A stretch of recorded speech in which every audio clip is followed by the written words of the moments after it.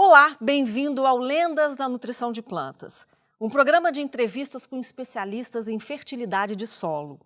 E hoje eu vou conversar com o agrônomo Godofredo Vitti. Atualmente ele é professor sênior em adubação e fertilidade de solo para a graduação e a pós-graduação na ESALC, a Escola Superior de Agricultura Luiz de Queiroz, em Piracicaba, em São Paulo, né, professor? Correto. E lembrando que a nossa faculdade, a nossa ESALC, é a quinta melhor faculdade de agronomia do mundo, atrás de duas universidades, duas dos Estados Unidos, uma da China e uma da Holanda. Então, nossa é uma satisfação de estar numa das melhores escolas do mundo no curso de agronomia. Fora que a ESALC é muito bonita, né? A ESALC é um parque ecológico, um parque em equilíbrio, que brecou o crescimento da cidade num sentido e tornou uma atração turística. A gente sempre diz que a ESALC é uma das 7 maravilhas de Piracicaba. Lógico, depois do 15 de Piracicaba, depois da Rua do Porto, depois dos canaviais. Isto é, está entre as 7 maravilhas de Piracicaba. De Piracicaba e do mundo, vamos dizer assim. Do mundo, lógico. Eu queria agradecer muito a presença do senhor aqui, é muito importante a gente bater esse papo. Afinal, o senhor é uma das lendas da nutrição de plantas e o senhor tem um currículo tão extenso, tão rico, foi para o mundo inteiro, vive viajando por esse Brasil. Eu sinto que o senhor tem um orgulho muito grande pela ESALC. É por isso que o senhor ainda é professor? Evidentemente que a gente acredita que na vida nós temos uma missão, e essa vida é muito passageira. E Deus nos deu uns dotes, nos deu umas virtudes que precisam ser usadas e não guardadas. Então eu procuro usar de todas as maneiras possíveis, enquanto eu tiver saúde, essa divulgação da nossa profissão, que é o agronegócio que mantém esse país vivo, seja em termos de pesquisa, seja em termos de ensino, seja em termos de extensão. Agora, o senhor fica na própria ESALC ou o senhor fica viajando? É um curso mais de extensão que o senhor dá, né? Evidentemente que para ficar na ESALC eu tenho que ter uma ordem, eu tenho que também que cumprir, já que a ESALC me cedeu uma sala. Então, eu mesclo, logicamente, o meu escritório no Departamento de Ciências do Solo da ESALC e com viagens praticamente semanais para o Brasil e para o mundo. O senhor gosta disso, de ir para o campo, de ter o contato com as pessoas? Porque eu vivo de férias, e viver de férias é fazer o que você gosta, o que você ama. Então, eu sempre estou de férias. Como assim o senhor está de férias sempre, trabalhando desse jeito? Mas é porque eu faço o que eu gosto. Então, eu tenho essa retórica, né? Então, é evidente que mantendo essa vida ativa e sempre mesclada com a presença de jovens, você não envelhece nunca, né? Então, o segredo da juventude é conviver com jovens. O senhor está falando de jovens, a agronomia é uma profissão de jovens hoje? O senhor sente que muitos jovens estão se interessando pela agronomia? O que chama atenção na agronomia, embora sempre foi um cargo, uma profissão concorrida, é que praticamente hoje 52% dos ingressantes em agronomia são do sexo feminino. Então houve uma tremenda evolução, principalmente de mulheres na área agronômica. Eu estou vendo essa renovação, não só nas pessoas que estão cuidando do campo, que estão assumindo as propriedades, mas também na área acadêmica. Por que o senhor acha que está puxando tanto o interesse do jovem? O que me preocupa no início da entrevista, você chamou de lenda. E lenda é uma coisa que uma palavra assim aplicada tradicionalmente para pessoas mais idosas. Ainda bem que você não usou a palavra lenda viva, que seria mais correto. Mas eu acho que com a comunicação, com a globalização, com o acesso fácil, né, à informática, é que os jovens, e também com a vontade dos desafios, que os jovens estão tomando conta do mundo, não é tomando conta do mundo, estão se antecedendo na profissão com idade mais cedo. O senhor é um especialista em correção de solo, além de uma série de outros setores, né? Por que o senhor se especializou em correção de solo? O que chamou a atenção nesse setor? Vamos colocar o termo correto. Você sabe que para a planta produzir, ela tem competição de fatores bióticos e abióticos. Então, a produtividade é diminuída pela incidência de pragas, de doenças, de plantas invasoras, da variedade genética, do clima, mas o principal fator de produtividade chama-se solo. Então, uma planta bem nutrida, ela vai ter muito mais suporte para vencer fatores bióticos e abióticos com menos custo de defensivos.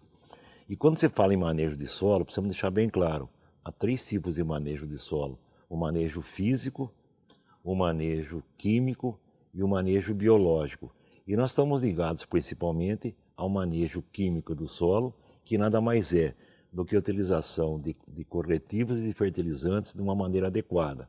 Ou melhor dizendo, o corretivo prepara o solo, o corretivo aumenta o sistema radicular.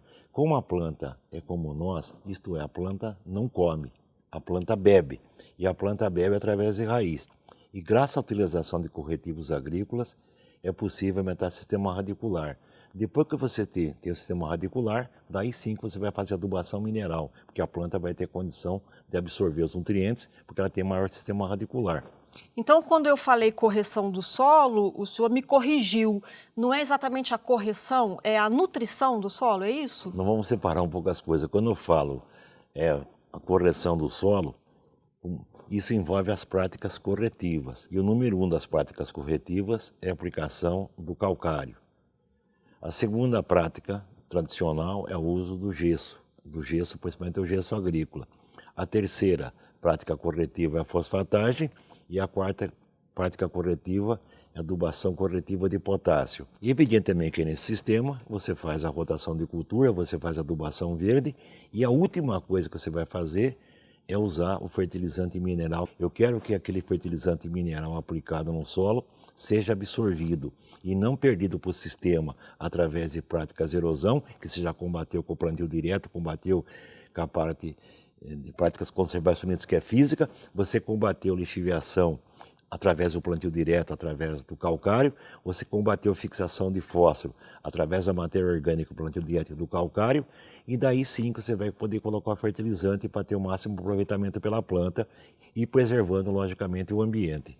Quer dizer, a relação, então, não adianta gastar muito com fertilizante caro e colocar muito fertilizante mineral, se esse solo não estiver bem preparado para receber esse fertilizante, é isso? Não vai ter nenhum efeito a adubação mineral se você não fizer as práticas corretivas. Então, a planta vai ter condição de absorver o fertilizante mineral, de potencializar a absorção, quando tiver um solo corrigido, seja do ponto de vista do uso do calcário, que além de corrigir o solo também fornece cálcio e magnésio, seja através do uso correto do gesso natural, o gesso agrícola, que vai condicionar o solo em subsuperfície e vai reduzir a saturação por alumínio, aumentando o teor de cálcio, e seja também o investimento numa prática chamada fosfatagem para apagar os sítios de fixação de fósforo. Com um solo assim corrigido, é que o fertilizante mineral ele vai tender a ser absorvido pela planta e não vai ser perdido pelo sistema. Então, evidentemente que práticas corretivas é a primeira coisa que se usa no solo. Eu sempre digo numa forma assim, extrapolada, uma forma prática, que as práticas corretivas aumentam o sistema radicular e o fertilizante mineral aumenta a parte aérea, num bom entendimento. Quando você nasceu, por exemplo, você precisava fazer estrutura, fazer ossos, fazer cabelo. Então você teve o leite materno, que é fósforo e cálcio. Para o ser humano, para a planta não é diferente. Você tem que fazer fósforo e cálcio através das práticas da calagem e prática da fosfatagem. Professor, essa prática de corrigir o solo me parece que já está bem avançada em alguns biomas, em algumas regiões do Brasil. A gente sabe que o Cerrado deu essa evolução gigantesca graças a essa correção toda. Em algumas regiões, como o Pará, por exemplo, tem uma produção de um produto muito importante que é o óleo de dendê. E lá não se corrige o solo para a produção do óleo de dendê. O senhor, inclusive, tem um estudo muito importante sobre isso. O que acontece ali naquela região do Pará? É uma coisa, desculpe, cultural. Você vê que o dendê é uma palmeira, é uma palmácea, é uma cultura adaptada à floresta, no caso a floresta amazônica. É uma cultura permanente, cuja durabilidade pode chegar até 40 anos. Mas evidentemente que quando eu cultivo dendê, eu quero produtividade. E a produção de dendê no Pará é irrisória. Ela podia ser facilmente duplicada, essa produtividade de dendê. E essa produtividade de dendê não é alcançada hoje exatamente por tradições importadas, tecnologias importadas erradas, que no caso dessa cultura não se faz calagem, ou melhor dizendo, não se fornece também cálcio e magnésio, não se combate a toxidez de alumínio, não melhora o fósforo disponível, então o produtor de dendê está colocando adubo em excesso para compensar a falha da ausência da calagem, e nós agora estamos com um trabalho intenso no Pará para valorizar a prática de adubação corretiva dessa planta. E lembro, umas conversão nos bastidores. O Dendê é tão importante, seja do ponto de vista alimentar, seja no caso de óleo, seja no caso de chocolate, que muito chocolate hoje que você pensa que é cacau é Dendê. E principalmente na área de limpeza, sabonetes. Então, você não consegue no sul, você não vê na prateleira aqui em São Paulo, uma prateleira que você consiga comprar óleo de Dendê. De tão importante que é essa cultura e que o Brasil não é suficiente. Então, o papel nosso também como agrônomo é melhorar a produtividade de Dendê com qualidade e incrementar o uso de práticas corretivas no Pará, como nós estamos fazendo atualmente. Foi aceito isso, tá? Eu peguei alguns dados da própria Associação de Produtores, Associação Brasileira de Produtores de Óleo de Palma, né, que reúne os produtores. Segundo a associação, o Brasil produz cerca de 300 mil toneladas de óleo de palma. Isso não é suficiente nem para a nossa demanda interna. Quer dizer, daria para, pelo menos, quanto que você acha que aumentar com essas práticas de manejo que o senhor está falando? Você vê, quando você falou demanda do Dendê, é tão importante saber que uma das empresas líder do Dendê no Pará, ela, através de cabotagem, processa óleo de Dendê aqui perto de nós, em Limeira, São Paulo. Então, ao invés de, evidentemente, querer exportar óleo bruto do Dendê, logicamente que esse refinamento, essa diversificação, essa purificação, dá muito mais rentabilidade para produtos mais especiais. Então, como você diria, é possível hoje dobrar a produção de Dendê no Brasil, que está irrisória entre 12 a 15 toneladas de cacho por hectare, quando podia ser tranquilamente 30, através do uso de práticas corretivas e através também do consórcio de adubação verde. O que é adubação verde? É a cultura intercalar. E o Dendê tem uma planta que parece amiga, parece que casaram junto, que é o Cudizu ou Puerária, Cudizu tropical, que é uma planta que, como o Dendê é cultivado em solos arenosos, defende essa prática de erosão, mantém a temperatura do solo. Me explica melhor isso então, seria um consórcio de plantas? É o consórcio das culturas perenes, seja o café, seja citro, seja Dendê, com culturas intercalares. E principalmente no caso do café, dos citros, culturas do gênero leguminosa. E aí qual que seria o benefício de fazer esse consórcio na produção do Dendê? O que traria de benefício para o solo ali? O segredo do Brasil, o principal déficit da fertilidade do solo é falta de matéria orgânica. Então, você fala assim, o que mudou o Brasil? No tillage. O que é no tillage? Plantio direto. Então, através do uso desses consórcios, você vai aumentar principalmente matéria orgânica do solo. Aumentando a matéria orgânica do solo, você aumenta a retenção de água, você aumenta a retenção de cátions, você diminui a lixiviação de potássio. Tudo no modo gratuito, num sistema equilibrado. O senhor acha que é possível, a curto prazo, fazer isso naquela região ali da produção de Dendê, no Pará? De nós fazermos um trabalho desde construir a fertilidade do solo para depois usar adubação mineral. E o que eu estou falando aqui não é novidade, desculpe, isso não se aplica somente ao Dendê, se aplica a qualquer sistema de produção. E eu não sei se podia entrar nesse mérito ou não. Pode. Que a nossa preocupação, assim como ser humano, Isso se emocionou. É diminuir a fome no mundo. E nós temos 3 caminhos para isso. O caminho não tão tradicional seria aumentar a área cultivada, que é possível hoje tranquilamente aumentar a área cultivada em 106 milhões de hectares, quando deveria aumentar em 200, mas se eu reduzir a área de pastagem pela metade, pastagem hoje dos anos 20, se eu pegar 110 a pastagem, eu tenderia essa necessidade de aumentar a área cultivada. A segunda meta seria aumentar a produtividade de grãos para 4,5 toneladas de grãos por hectare. Isso nós já atingimos. E aumentar o número de cultivos por ano, fazer primeira e segunda safra. Tudo bem. Então nós temos uma missão, que o Brasil é um país milagroso, né? Nesses sistemas de integração lavoura-pecuária. Como eu falei, nós temos 120 milhões de pastos degradados. Aí você vai procurar o pecuarista e fala assim, vamos reformar esse pasto. Não é possível. Gado não dá dinheiro, está dando hoje, né? Mas quanto que vai ficar uma renovação de um pasto hoje? Vai ficar em R$ 1.700. Não fica isso, não precisa. Você consegue formar um pasto hoje, como a gente forma muito no Mato Grosso, cultivando o milho, consorciado com braquiária. Com a produtividade de milho até certo ponto modesta de 90 sacas por hectare, você colhe esse milho, o pasto já está formado, porque você plantou o milho com a braquiária. O custo da reforma do pasto cai para R$ 400. Então tudo isso é possível através de divulgação de tecnologia. Mas resumindo, como se perguntou por que dessa fanatismo não, porque esse amor à profissão é tentar resolver, é tentar diminuir fome no mundo. E quando se diminui fome, não é a fome que se diminui.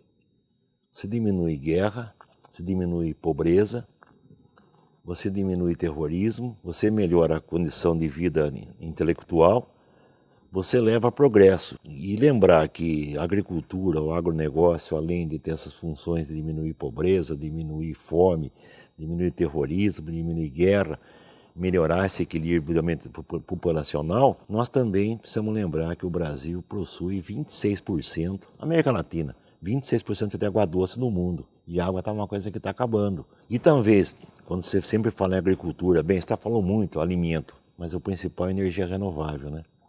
Você sabe que hoje 15% da energia do mundo é renovável. E diferença para 100 é 85, né? E 85 vem de combustíveis fósseis, né? Carvão mineral, petróleo e gás natural. O Brasil nós estamos com 47% de energia renovável e temos como defensor principal a cultura da cana-de-açúcar. Mas a gente fica maravilhado hoje que além da cana-de-açúcar nós ganhamos mais um aliado, né? O milho do etanol.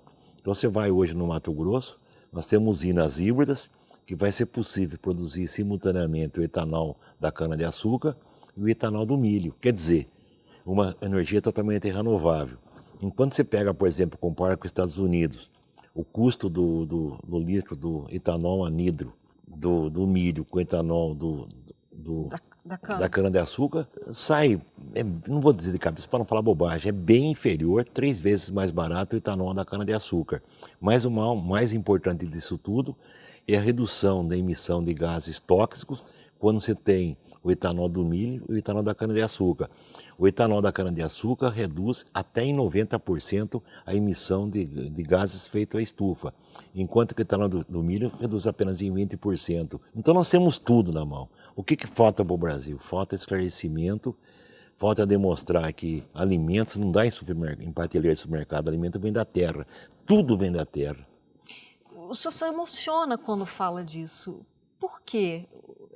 O senhor acha que essa revolução pode passar pela agronomia, pela agricultura? Não está passando. É uma coisa que, lógico, leva tempo, leva equilíbrio político, equilíbrio social, equilíbrio religioso, mas quando a gente tomar consciência que o que mantém nós vivos é o alimento, o que mantém nós vivos é fibra.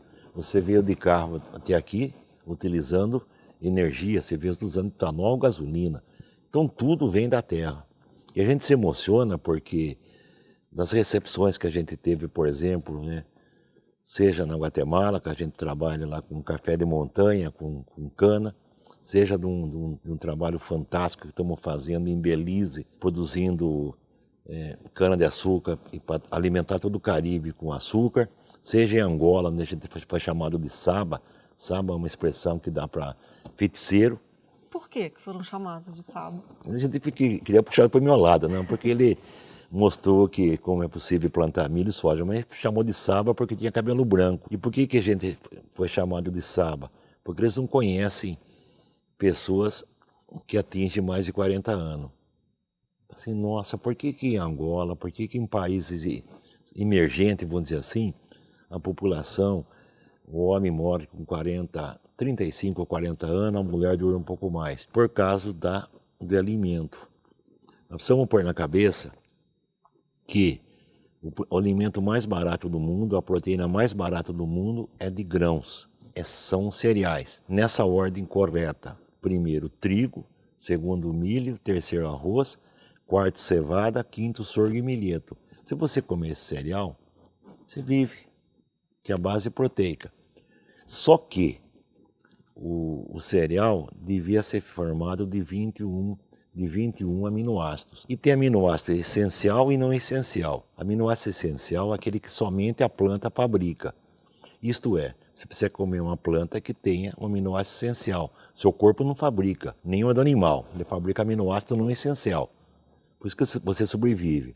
Só que nós temos desses aminoácidos da planta, 4 que tem, além do nitrogênio, porque aminoácido é a base de nitrogênio, por isso que dá vida. Nós temos 4 que tem enxofre também. E desses 4 que tem enxofre, 2 são essenciais, que são a metionina e a cisteína. Então, se faltar no alimento, se faltar na África, como falta no sorgo, no milheto, adubação com enxofre, se faltar na Ásia, adubação com enxofre que falta, você tem o problema do escorbuto, que é apodrecimento do maxilar inferior. Isto é, você morre por inanição. Você não consegue coagular o sangue, a mulher menstrua até morrer. Você tem cegueira noturna. Por que eu cheguei nesse fato aí? Porque na África, evidentemente, que o cabelo branco, 2 motivos você não deixa você não ter cabelo branco. Um, primeiro, no passado, foi as guerras, né? Morriam jovens, né? Morriam jovens, porque a África, quando ela foi colonizada pelos europeus, ela não foi colonizada por etnia, por religião, ela foi colonizada por acidentes geográficos, então teve essa mistura, então guerras. E segundo, o problema da alimentação. E a mulher, por ter uma atividade maior na África, porque o que o homem faz na África? Fazer filho e pescar, né? E a mulher trabalha, e essa vivência da mulher que dá por ela uma certa durabilidade maior. Então são fatos assim, que se queira ou não queira, são ligados à agricultura, também saber a qualidade do alimento que você está consumindo, para você ter sobrevivência e ter resistência. E tem uma região da África, já que o senhor está citando isso, que é muito parecida com a nossa região aqui tropical. A gente poderia exportar essa tecnologia chamada até uma tecnologia jabuticaba, que é uma tecnologia... Tupiniquim. Tupiniquim, que é uma tecnologia bem brasileira. O senhor acredita que essa tecnologia pode salvar muita gente na África? Evidentemente que sim, porque nós estamos falando aí da África do Subsaara, da África tropical, que além dos problemas sociais, problemas religiosos, problemas de doença com a malária, o grande problema é a alimentação. E exportando essa tecnologia, exemplo, né, você pega Angola, Moçambique, Quênia, Tanzânia, são países tipicamente tropicais. E são países que, quando se compara com os solos do Brasil, são solos até melhores. Você pergunta assim para mim, por que na África ocorre rinoceronte, com aquelas placas fabulosas? Por que tem girafa? Por que tem alce com chifre? Por que no Brasil, tirando foras lógicos, Pantanal, regiões específicas, por que no Cerrado ocorre lobinho? Porque o animal é sinônimo do que ele come. Então, quando você tem um animal, como por exemplo na África Equatorial, que se nutre de plantas de um solo que tem fósforo e cálcio, vai formar placa no rinoceronte. E no Brasil você vai formar placas como? Você não tem fósforo e cálcio no solo. Então reflete nos animais. No Brasil é tão sério isso que nós temos até toxidez de ferro, de tanto ferro que tem no solo. E na África precisa comer barro, porque não tem ferro. Então essa experiência, como a gente já está acompanhando projetos implantados em Angola através da África do Sul, que a gente acompanha também, é uma maneira de, não vamos dizer a curto prazo, de médio prazo, solucionar o problema da fome na África. Então é evidente que, quando eu comentei com você que a população mundial daqui, 2025, vai ser 8,2, 8,3 bilhões de habitantes, necessitando que a produção de alimentos aumente 39%, 40%, isso vai ser aonde falta. E onde falta alimentos? Em países emergentes. Onde falta alimentos? América Latina e principalmente a África do Subsaara. E o senhor acha que o Brasil tem essa missão, então? Tem essa missão. Tanto é que quando nós tivemos, por exemplo, esse ano em Marrocos, né, um país, evidentemente que a África Mediterrânea é uma situação. A África Mediterrânea é rica. Ela tem tudo, ela tem o petróleo, ela tem fosfatos. Então essa África do Mediterrâneo, seja a Tunísia, que tem fósforo, seja Marrocos, que tem fósforo, eles também têm interesse, evidentemente, em exportar esse fósforo para a África do Subsaara, utilizando a tecnologia do Brasil. Então é possível, sim, através desse intercâmbio, através desse entrosamento, não só produzir alimento no Brasil, mas produzir alimentos em países que têm clima similar ao nosso. Porque graças ao órgão de pesquisa do qual tiro o chapéu para a Embrapa, nós temos uma tecnologia altamente avançada para desenvolver a agricultura em solos pobres. O senhor deu o exemplo de animais, imagina as crianças, né? O benefício Você que é entendeu, para as né? crianças, né? Imagine por que na África o meu teclado é lindo, né? Por que você não tem teclado? Porque o dente vem do fósforo e cálcio. Você fala o seguinte, como eu estava falando para você, a base da vida para você ter uma boa formação, além do fósforo e cálcio, é o flúor. O corpo nosso praticamente inteiro é fluorapatita. Então sua mãe fala leite e flúor. A planta era diferente, Deus mudou só uma coisinha.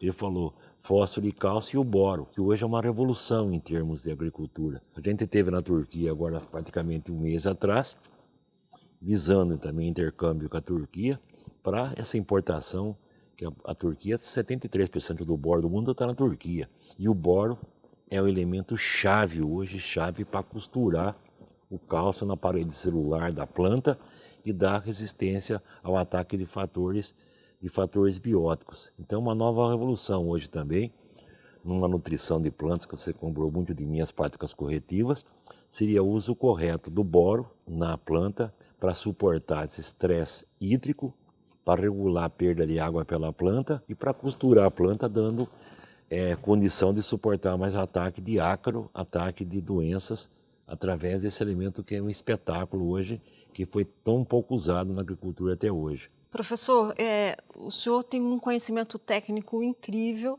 mas conversando mais eu vejo que a sua missão é uma coisa humanitária mesmo, né? A agricultura está muito ligada ao conhecimento, à tecnologia, mas me parece que está muito ligada também a uma preocupação da humanidade, né? Lógico, porque o principal pecado, vamos dizer assim, de uma pessoa que atingiu um nível de ser reconhecido é a arrogância. Se você não tiver transparência, humildade e gratidão, isso não é nada. Então a gente sempre diz que quando você nunca ensine um jovem para vencer na vida, mas ensine ele para ser feliz. Se você ensinar um jovem para vencer na vida, ele vai aprender o preço das coisas. Se você ensina um jovem para ser feliz, ele vai aprender o valor das coisas, que é bem diferente. E se você levar felicidade, tudo vem por acréscimo o resto. Por isso que a vida, eu levo a vida cantando, né?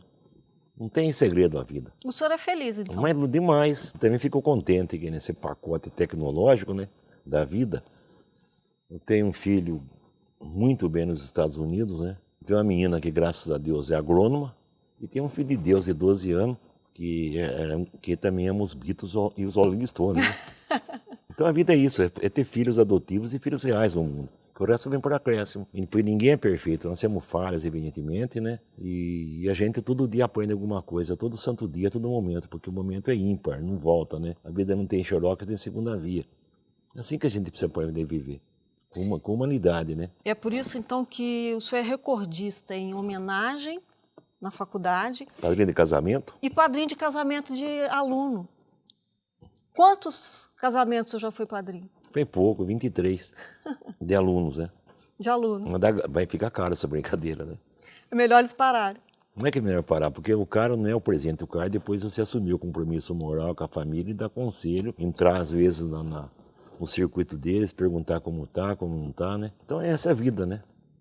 Professor Godofredo, muito obrigada pela sua presença aqui, por ter dividido todos esses conhecimentos com a gente. Obrigado a você de coração, pela sua capacidade profissional e pela possibilidade de, através dessa nossa gravação, melhorar um pouco o Brasil, melhorar um pouco a humanidade. Obrigado. Obrigada.